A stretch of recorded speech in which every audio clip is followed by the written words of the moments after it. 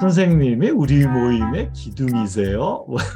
아니, 그 얘기를 내가 한 것도 아니고 그 사회 보는 사람이 칭찬을 한 건데 그걸 나한테 시비를 거는 게 처음 본 사람이라고 해도 이 사람하고 어떻게 하면 좋은 관계를 유지할 수 있을까?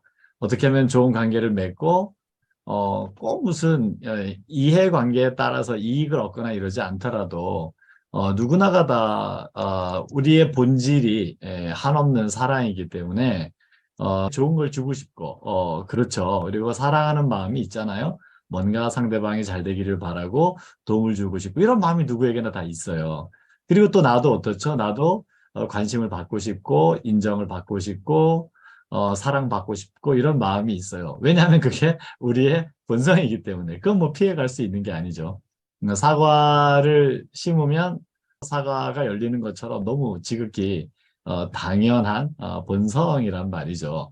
자, 그런데 이 관계를 어떻게 하면 좋을까? 어떻게 하면 좋은 관계가 될까?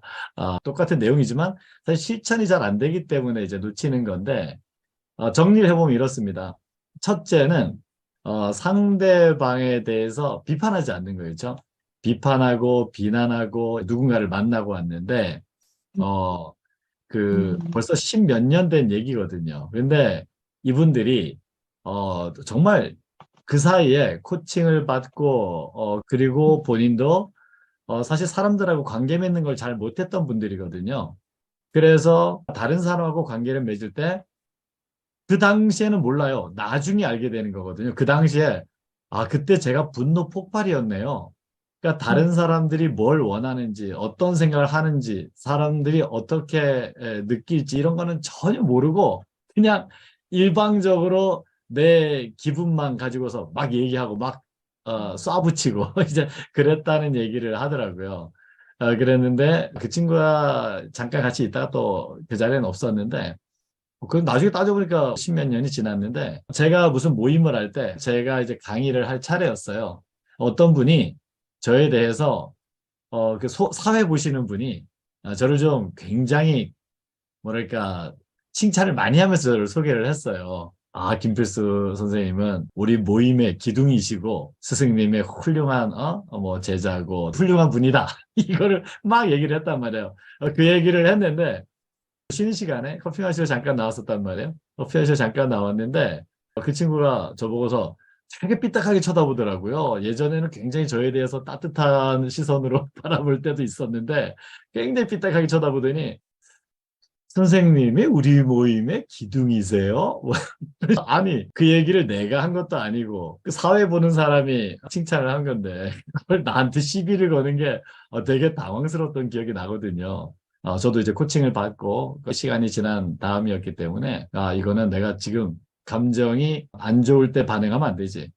여러분, 이 원칙이 있습니다. 제가 코칭 할 때 또 강의할 때도 자주 얘기하는 내용인데 음, 우리가 소통하는 거는 말로 소통하는 게 아니고 감정으로 소통을 하는 거거든요. 그러니까 중요한 거는 말의 내용이 아니라 말을 할 때 느낌으로 소통을 합니다. 그래서 어, 부정적인 감정이 일어나면 빨간 신호등이에요.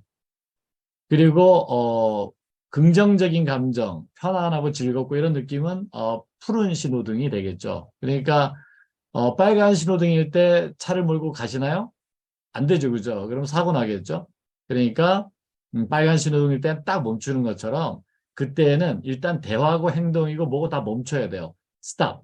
그리고 잠깐 자리를 피하든지 그 자리에서 내가 부정적인 감정이 유지되거나 부정적인 감정이 증폭될 만한 상황을 안 만들어야 돼요.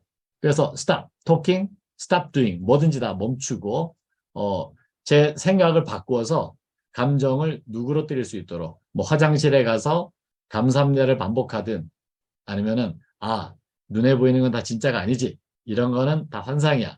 이건 내 마음에서 일어난 꿈 같은 이건 진짜 아닌 거야. 이렇게 바꾸고 그래.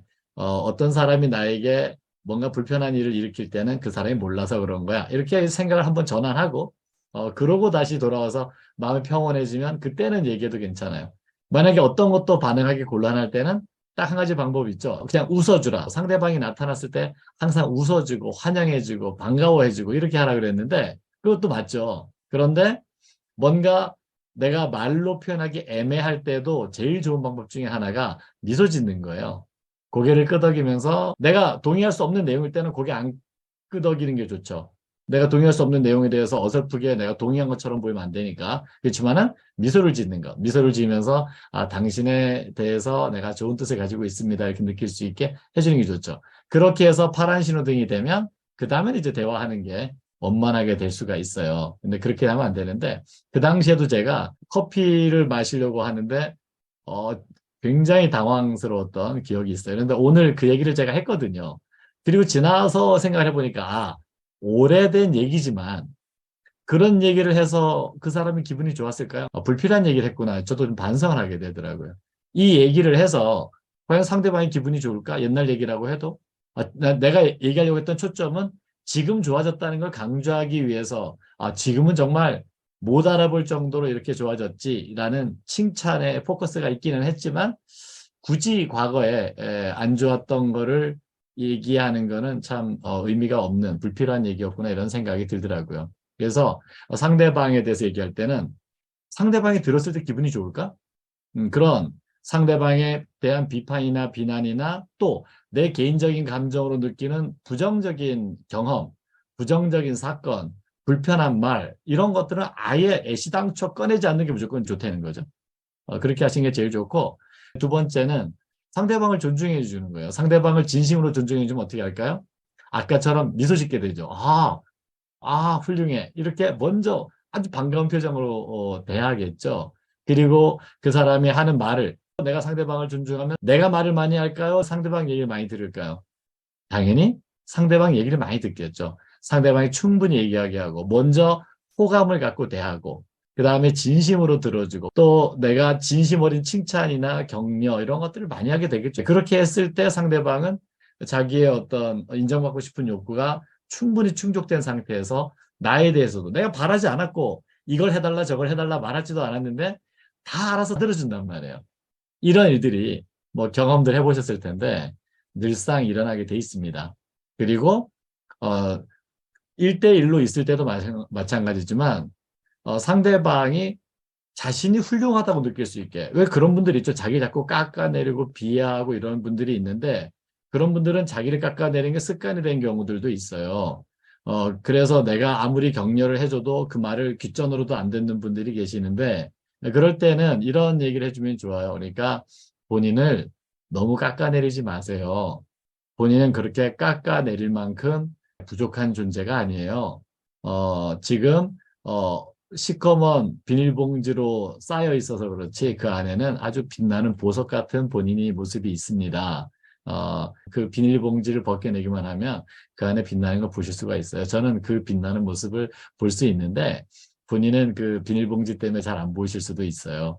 하지만 자기를 깎아내리지 마시고 자신의 훌륭했던 모습들을 다시 발견해서 활용하시면 좋겠어요. 이렇게 격려해주는 얘기를 해줄 수가 있겠죠. 그래서 누군가가 나를 만났을 때 자기가 훌륭한 존재라고 느낄 수 있게 해주는 거 그게 진짜 최고의 그 관계를 만드는 방법이다라고 볼 수가 있겠죠.